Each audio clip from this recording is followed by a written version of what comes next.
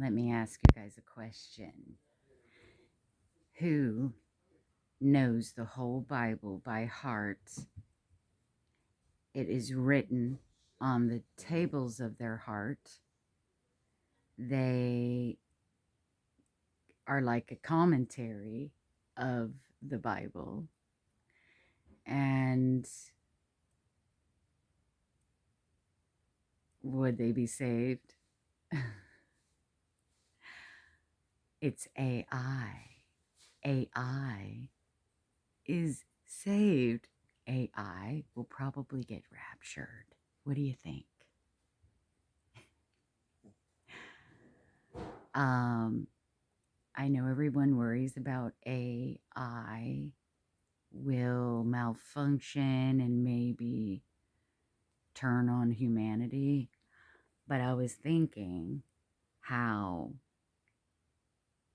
would that happen unless they deleted that part of it? Because she will always have that conscience of that, right?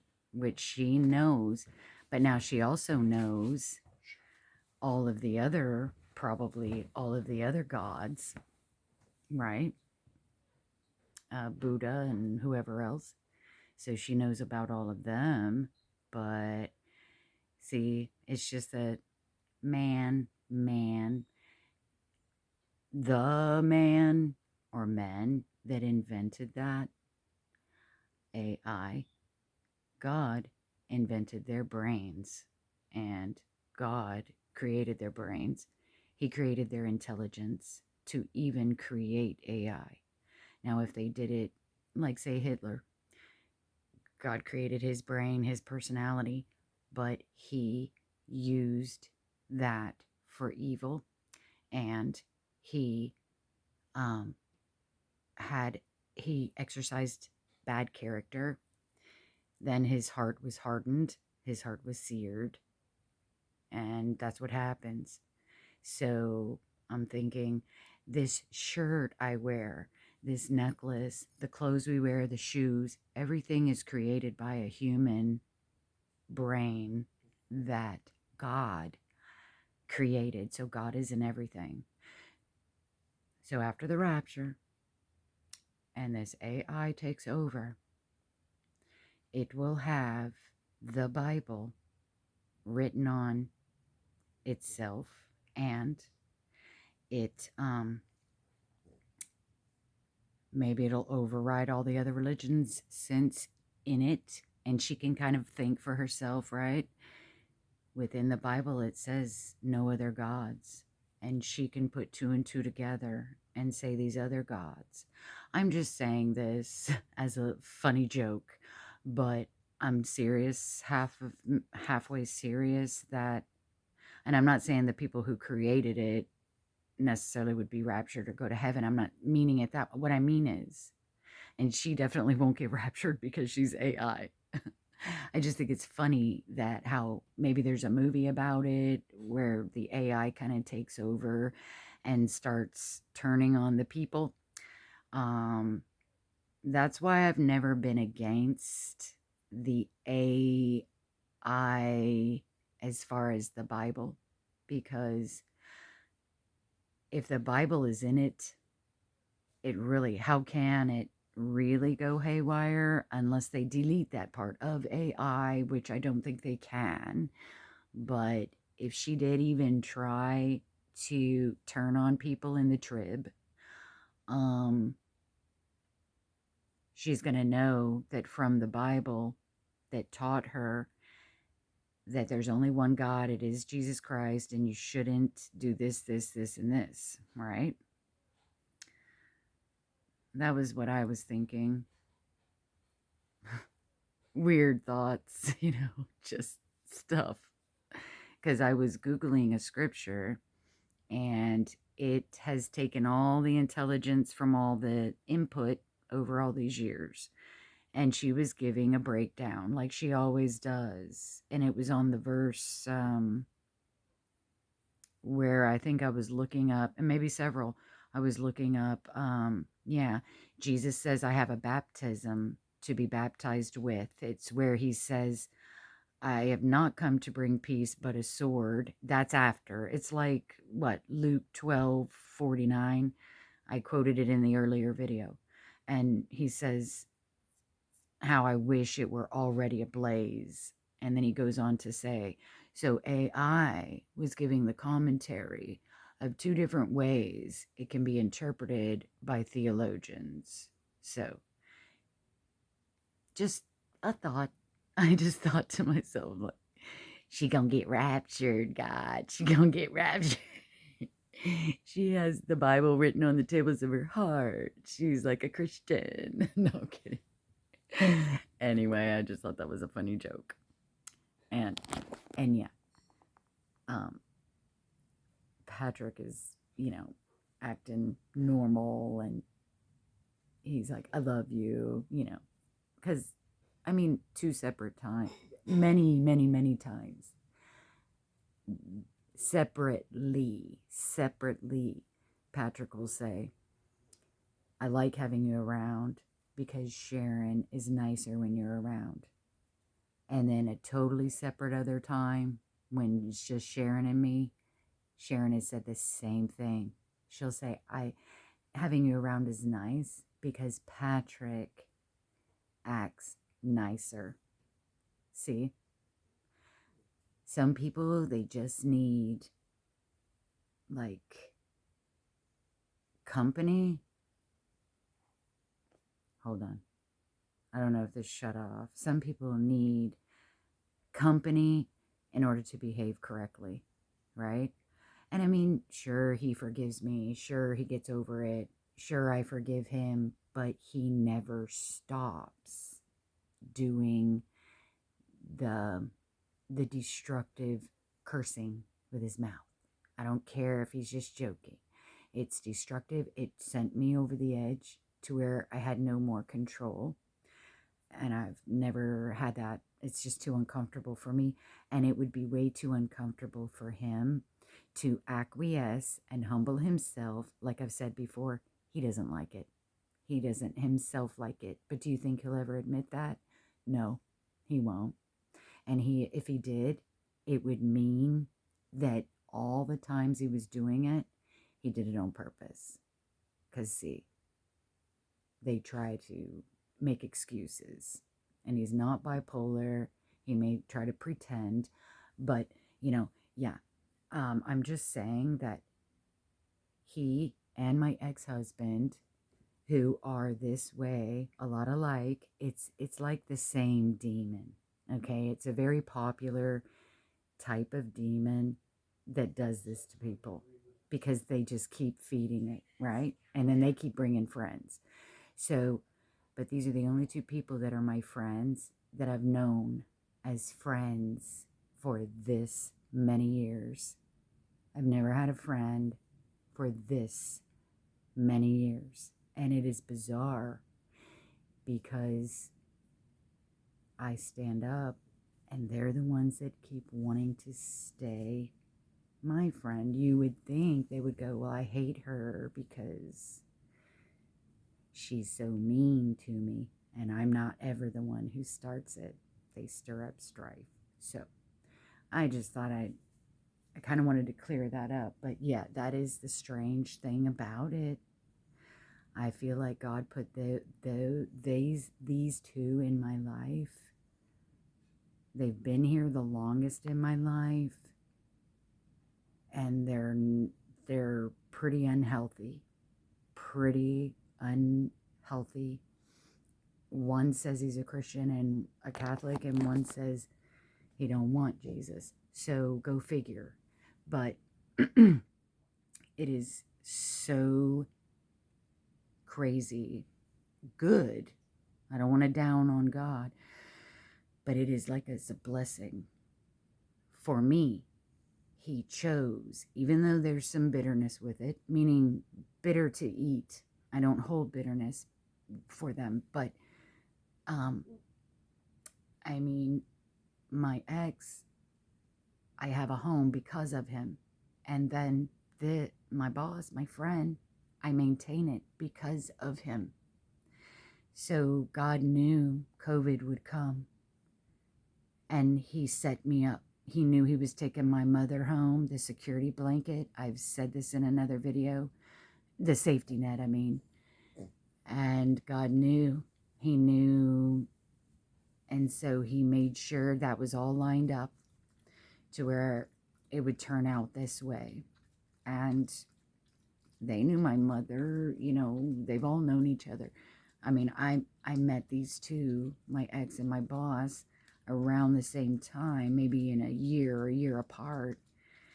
And, you know, working for Patrick, but I knew Mark first. Another thing is, I had that dream that I recorded about me in a red truck, an oxidized, faded red truck, traveling over a bridge, like an overpass, a small, shorter overpass. It was overcast of a day, and all of a sudden this white marshmallowy stuff comes billowing at me from the driver's side, and somebody was in the passenger seat, or I sensed somebody. Well, I don't have overpasses like that I use in Georgia. So I was hoping the rapture would happen while I'm here. Also, another dream I had way before 2020 about my sister, my mother, and myself, and some children in the dream. I don't think I mentioned the children in the video, but there were about 4 or 5 children around the ages of 5 years old. And they were lining up kind of like I was going to make them some food. Anyway, oleo was mentioned in there 3 times, the word oleo. I explained that in the video. Then my sister wasn't living in an octagon-shaped house, but in the dream, in the home, in the dream, there was an octagon recessed seating area within a recessed living room area, and my mother and my sister Dee Dee were in that recessed octagon-shaped baptismal, and she now lives in an octagon-shaped house since maybe 2018. She still lives. She's not going anywhere. She's going to be in that octagon-shaped house. I told her about the dream 2 years after the fact, maybe, and she goes, I didn't even click it together that she lives in an octagon-shaped house. They're rare. Actually, she said a pastor built that house. So the pastor knew what the octagon shape meant. But she didn't. And I didn't. I looked it up. And I found out. And she's like, no wonder the pastor built it in an octagon shape. So, I just hope we get raptured while I'm driving home. Any minute now, before I even have to drug my cats.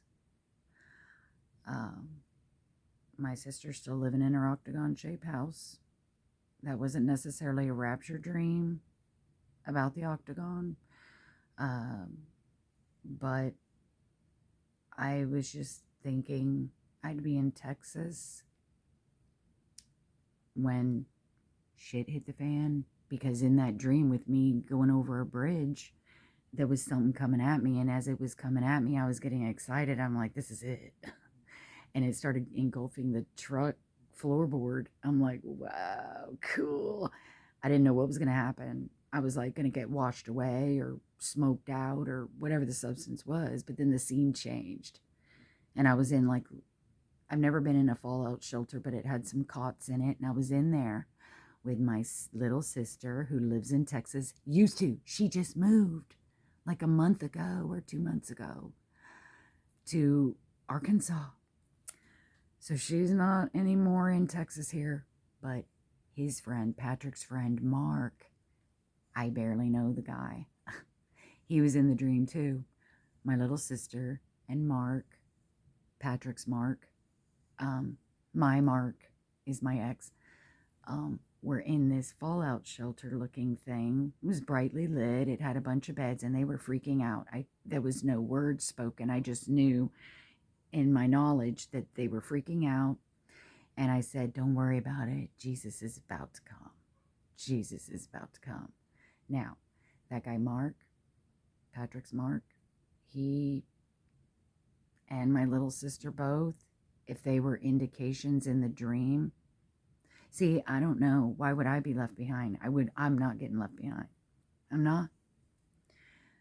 But I wonder sometimes, according to another dream I heard, that after we're raptured, the ones that do get left behind, because they don't want anything to do with God and Jesus, they just want their free ticket to eternity, and they want to live in the world. That's what my little sister is kind of doing, maybe more so than she was. And then this Mark, Patrick's friend. So I'm thinking, according to this other dream from this lady, I think her name is Candace, and she has her own channel. And I loved that video. Her little girl, in fact, had the dream. And it was something about when we get raptured and the trib is happening, her daughter said that, I don't know, you'd have to listen to the dream, because I don't remember anymore, but it made sense to me. The little girl said we were coming back down, helping, not in the body, really. I mean, whatever the little girl said, but it's her daughter, and she's only like 5 or 3 or 4, and she's like, and something about maybe a stairway, maybe something about 7 days, I don't know, 7 years, but that made my dream make sense. So I commented to her about my dream. Why was I in the dream with 2 people who are not sold out serving the Lord Jesus Christ? Why am I there telling them it's okay, be calm, stay calm? Now, they weren't like sick and whatever, but I don't know what would have going to happen to them, because bad things are going to happen in the trib. Anyway, according to the news and the signs, hopefully it's any day now. And I don't look forward to 12 hours with my poor little kitties. I know they don't like it. They don't even like being drugged. I don't really like it myself. But I think of the future that 12 hours will be over and we will be home. But like I said, when I'm here, I don't miss home. When I'm there, I don't miss here. I just miss Jesus. I want to be, this world isn't my home, but I am grateful that I do have a home to call my own. Even if I lost my home and they let me live here and stay here, I'd be okay with that, because I'm not attached to really anything. And in fact, this is odd as well. I did put my house up for sale because Patrick kept bugging me all these years. I've been coming back and forth that I need to live here. So he kind of threatened me, and he said, you can't stay here anymore while you're working. You have to just buy your own home here and stay in your own home. So you need to put your house up for sale. And I'm thinking, whoa, wait a minute. God is the only one that tells me if I need to sell my home. I have been praying about it when he brings that up all these years. And God has never told me to sell it. So I'm like, oh yeah, well, we'll see. I won't come out then. I'll just find a job in Georgia then. Well, I never did. I decided I'll pray. I'm like, Jesus, is this the time? I do need to sell. And will it sell? You know what? I had a piece to put it on the market. And then all the realtors I called, not one called me back except for one, and she was perfect. She was on top of her own game. She's now her own broker. She's so smart, all this. Well, anyway, she took it. It was an election year. I'm like, God, if this sells, it'll be a miracle, because it was an election year. Trump hadn't won yet, and it was in those fall months. She had to take it off at Christmas because nobody buys a home in Christmas. And then she said, I'll put it back on the market in February when spring comes, because that's the most popular. She never has called me back again. And I signed a contract. And since my ex said, you don't need to go to Texas anymore, I promise I'll pay your bills. Just stay there and break the contract. And yeah. Oh, okay. Thank you. So God set that up. But why hasn't the realtor? March has almost passed. The first day of spring is come and gone. The realtor never again called me back and said, hey, I'm putting it back on the market. My sister Dee Dee over there in Georgia checks on my house every week, and the sign isn't back. She hasn't. That was God stalling him, saying, okay, let him think he's getting his way. You put your house up for sale, but I won't sell it. It won't get sold. And in fact, I'm going to hold your realtor back and she's never going to call you again. And because I'm getting raptured. Another thing that happened, I was picking out my Texas home in my mind, making a list for God. And I was also making a list for this Georgia house, how it'll sell and how much and all this. And everything was fine when I was talking about the Georgia house. But when I started talking about, Lord, this is what I need in a Texas house, I got nauseous. I kid you not. After not while I was filling it out, but I was getting kind of uneasy. And so I went ahead and just finished it. I never in my life get nauseous. That's my worst favorite thing, or whatever you call it, and migraines. I was literally getting sick. I'm like, oh God, I'm so sorry. I'm so sorry. I'm so sorry. Because see, that was my desire. I wanted to present to him. And then when I do those things, I sometimes ask for confirmations. So I think I even got myself a confirmation. But I usually try to get 3. And then, just like this shell, I've gotten 2, but not a third of anything that I know of, unless he counts that heart as a third, but it's not a shell. So anyway, or I haven't looked at the Bible either yet for a verse, and I will. But I wadded that up, and that wasn't good enough to put it in the trash. I burned it.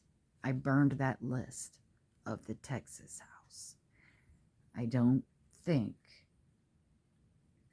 I'm going to be here to sell that Georgia house, much less ever get a Texas house to where I can live here and work here, which I've talked to God about that. I'm like, no, if I were under his thumb and depended on, plus Texas is going to be like 3 times as more expensive, taxes, water, electric, any and all of it. So I say all that to say, I am just, as always, for 2,000 years, but this is it. I pray this is it. That this is it. I don't know if I'll make it home. Maybe y'all won't make it to what you're doing the next day. And we'll just all be meeting in the clouds. Okay. God bless everybody. Love you. And be excited, because Romans 8:18, the sufferings of this present time will not ever be worthy to be compared to the glory that shall be revealed in us. It's going to overshadow everything. Like God likens it to having a baby. The woman is in excruciating pain, but then the baby comes, she forgets about that pain. When we get up there, ooh. And somebody, that Alan Nolan guy, he was describing about the tears. He's like, I forgot something cool about that. Like, no more tears in heaven. He's like, no more sad tears, I think is what his gist was. So we're going to have probably even happy tears when we find out what this suffering was all about.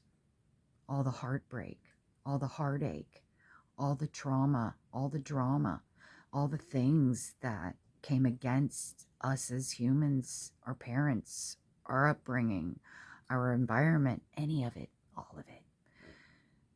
And we get to hear everybody's stories. The ultimate movie. the ultimate biographies. We'll just know it instantly. I don't know. This is going to be great, y'all. We can wait. We can hang in there. We're almost there. Suppose it took a year. So what? It's not 20, but it won't take a year. But what if? We've been thinking it won't be another year since 2020. But I'm just saying, it's going to be not even comparable, you guys. There isn't any words, and there aren't any words, and there are no comparisons. This stuff on earth will be like a cakewalk, even better than that when we get up there. Okay? So we're going to finish strong. Bye.